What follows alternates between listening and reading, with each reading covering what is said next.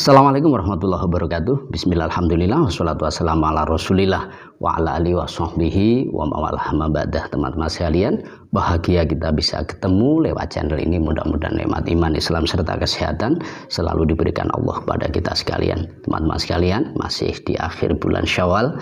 Tentu saya banyak kesalahan lewat channel ngaji ini. Atas segala kekhilafan dohir batin saya mohon maaf yang sebesar-besarnya. Teman-teman sekalian, kali ini kita akan mendiskusikan, sekali lagi mendiskusikan tentang pernikahan online, di mana viral baru saja Ustadz Abdus Somad di dalam satu pengajiannya ada audiens yang bertanya bagaimana hukum pernikahan secara online. Kemudian beliau menjawab hukumnya sah asalkan rukun-rukun di dalam di dalam pernikahan, yakni keberadaan dua saksi, wali, kemudian zauj, jadi mempelai putra, ini dipastikan sekalipun berjauhan, ini dipastikan adalah orang yang tidak salah. Lah kemudian mari kita bahas apakah pernikahan sekalipun bisa dipastikan orang-orang ini dan lewat telepon, video call atau telekonferensi ini kemudian sah tanpa kehadiran di dalam satu majelis. Untuk cuplikannya silahkan diperhatikan dari beliau Abdus Somad, sengaja kita potong dan lengkapnya nanti ada di deskripsi. Kedelapan, saya mau tanya, sahkah wali nikah dengan pakai video call dari jarak jauh? Nikah dengan alat, kalau dia selamat dari ihtimal kemungkinan maka dia bisa dijadikan sebagai dalil. Nikah pakai telekonferensi, karena yang dimaksud dengan satu majelis itu bukan satu majelis wali mempelai laki-laki dua saksi. Yang dimaksud dengan satu majelis adalah satu waktu, yang satu dengan syarat tidak ada tipuan di sana. Assalamualaikum, waalaikumsalam. Saya ini Pak Kua. Ya, apakah Bapak betul walinya? Betul. Apalagi sekarang bisa nampak wajahnya. Itu. Jadi kalau tidak ada ihtimal kemungkinan maka sah. Tapi kalau begitu juga dengan akad jual beli. Tapi kalau masih ada di dalamnya kemungkinan ad-dalil idza ihtamal saqata bihil istidlal. Kalau suatu dalil itu mengandung ihtimal maka dia gugur menjadi istidlal.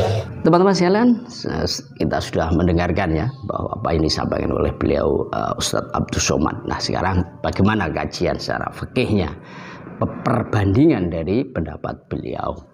Secara tegas kita sampaikan bahwa kita kesulitan untuk mencari dasar yang muktabar, sekali lagi muktabar, pendapat yang muktabar yang mengatakan apa yang seperti disampaikan oleh Ustadz Abdus Somad, rata-rata semuanya adalah mengatakan tidak sah.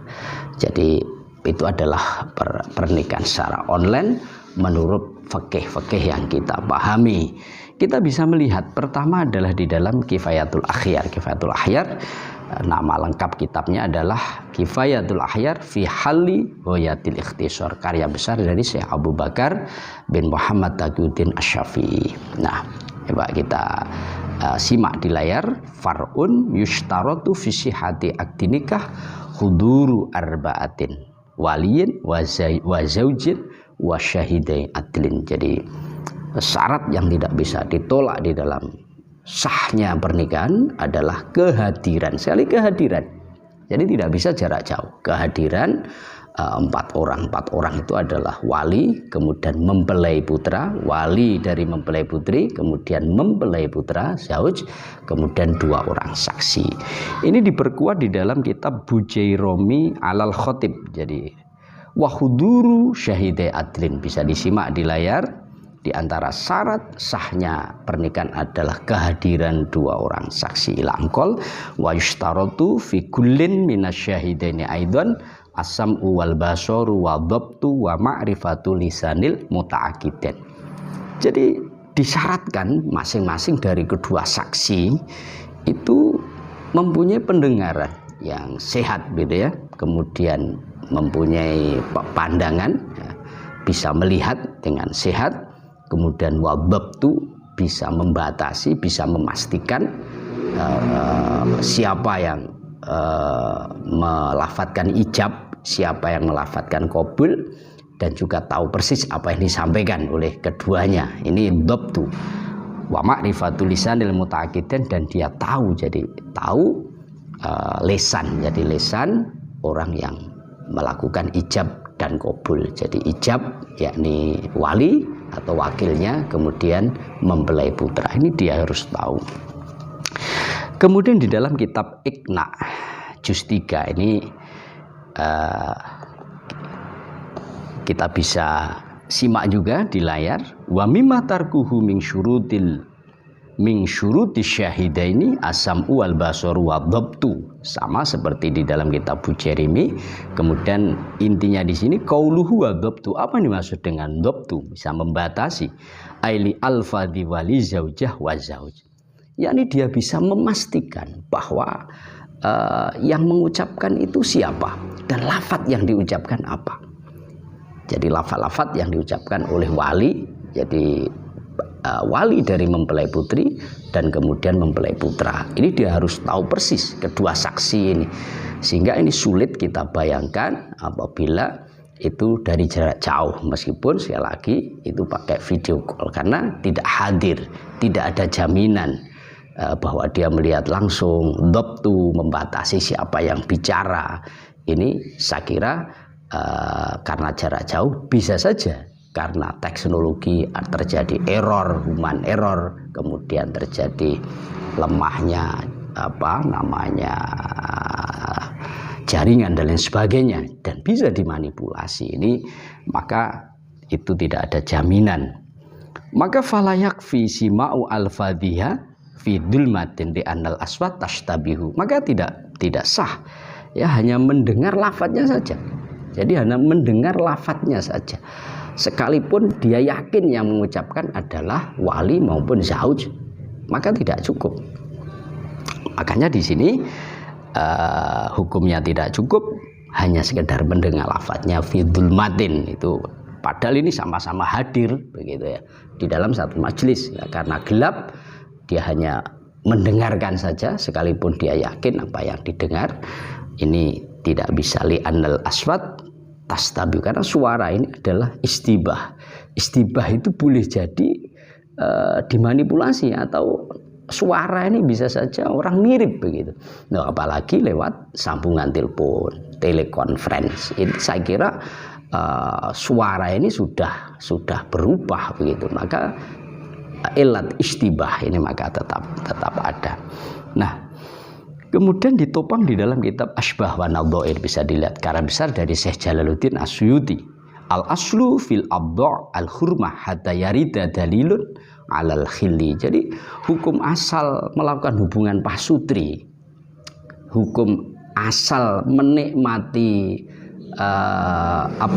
kemaluan perempuan, ini adalah haram sampai ada dalil yang kuat yang menunjukkan bahwa itu adalah halal. Ya, ini apa? Sahnya pernikahan secara yakin, karena hukum asalnya adalah haram. Kemudian ada beberapa hadis yang bisa menopang itu, di antaranya di dalam kitab Majmu', bisa dilihat di layar. Rawat Aisyah tu radhiyallahu taala anha anna Nabiy sallallahu alaihi wasallam qol kullu nikahin lam yahdurhu arba'atun fahuwa sifahun. Jadi setiap pernikahan yang tidak dihadiri, sekali tidak hadir, jadi tidak dihadiri dalam satu majelis 4 orang, maka ini hukumnya adalah seperti perzinahan. Jadi tidak sah pernikahannya. 4 orang itu adalah khotibun, mempelai putra, wa waliyun, wali mempelai putri, kemudian kedua orang saksi. Ada hadis lain di dalam Musnad Imam Ahmad an Uqbah bin Amir al-Juhani qala sami'tu Rasulullah sallallahu alaihi wasallam yaqul inna ahaqqa syuruti an tuwaffau bihi mastahlaltum bihil furuj. Jadi sesungguhnya yang paling berhak dipenuhi syarat-syarat di dalam akad adalah akad pernikahan, yakni akad yang menghalalkan seseorang melakukan hubungan pasurti. Ini yang paling berhak, artinya lebih hati-hati, sama seperti di dalam kaidah Asbah wa Nadhair dari Imam Subki. Jadi mohon maaf, jadi Jalaluddin As-Suyuti Asbah wa Nadhair. Nah, teman-teman sekalian, sebagai penguat ya, ini kita bisa buka di dalam kitab Fiqhul Islami karya Syekh Wahbah Az-Zuhaili. Silahkan dilihat ya di layar, dan ini bisa dibuka di dalam juz 7 ya, juz 7 Shahifah 157. Jadi keputusan di nomor 4, annal qawaidal, bisa disimak, annal qawaidas sabiqah la tashmalun nikaha lishtiratil ishhad fihi. Nah, media jarak jauh ya, media jarak jauh, baik itu pakai surat ya, pakai fax maupun pakai video call ya, pakai telekonferensi, di mana itu di seluruh akad baik ijaroh jual beli itu sah. Ini tidak berlaku di dalam akad pernikahan. Kalau akad pernikahan sama sekali tidak bisa, surat menyurat tidak bisa, ijab kabulnya pakai telekonferensi juga tidak bisa, video call tidak bisa. Ini di dalam kitab fikih Syafi'i, yakni Syekh Wahbah Az-Zuhaili. Kemudian kita juga pernah mengadakan ijtima ulama MUI ya, Majelis Ulama Indonesia, belum lama, yakni 9 sampai 11 November 2021 ya, bisa dilihat di sana juga memutuskan bahwa pernikahan lewat online virtual ini, sekalipun dipastikan bahwa mereka-mereka yang melakukan akad ini adalah orang-orang tertentu yang telah disepakati, maka ini tetap tidak sah. Nah, ini adalah sebagai pembanding-pembanding penguat. Termasuk terakhir kita sampaikan Habib Zain bin Smith, ini termasuk ulama kontemporer mazhab Syafi'i ini ya, ini juga mengatakan tidak sah pula akad nikah pakai telepon atau via online. Beliau mempunyai pandangan at-tilfun kinayatun fil ukut kalbai wassalami wal ijaroh fayasihu dzalika biwasitati tilfun.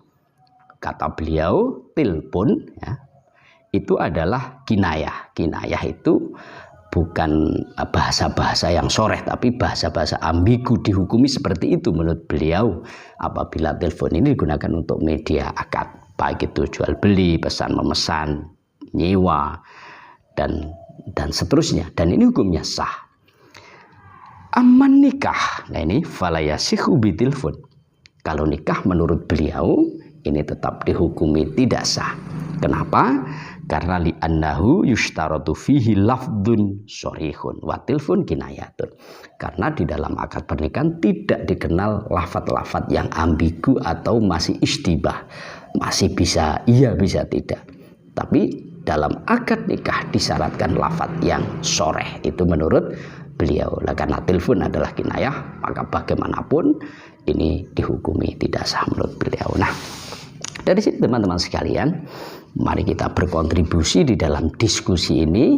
Sekali lagi, sebelum atau sepengetahuan saya, itu untuk pendapat-pendapat yang muktabar, yang kuat, yang bisa digunakan dan bisa disampaikan ke orang lain. Saya lagi, bisa digunakan dan bisa disampaikan orang lain. Artinya pendapat yang tidak sangat lemah itu belum kita temukan. Akad nikah via online itu hukumnya sah seperti yang disampaikan beliau secara pribadi. Saya secara tegas ya, tidak setuju dengan pendapat itu, tentu karena ini sangat-sangat membahayakan masyarakat. Masyarakat bisa saja menggunakan fatwa atau apalah yang disampaikan beliau satu somad, kemudian ini menjadi satu kecenderungan meremehkan atau dibuat mainan akad nikah ini dengan cara online atau media-media yang lain. Ini sangat membahayakan, apalagi kita tahu pernikahan ini sangat sakral, berhubungan dengan ibadah, berhubungan dengan warisan, berhubungan dengan nasab. Maka saya lagi ini kita harus sangat berhati-hati, dan silahkan memberi masukan-masukan barangkali ada pendapat-pendapat yang memperbolehkan, mengesahkan, tapi sekali muktabar, seperti apa disampaikan oleh Ustadz Abdul Somad. Demikian, mudah-mudahan bermanfaat. Wallahul muwaffiq ila aqwamit thoriq. Wassalamualaikum warahmatullahi wabarakatuh.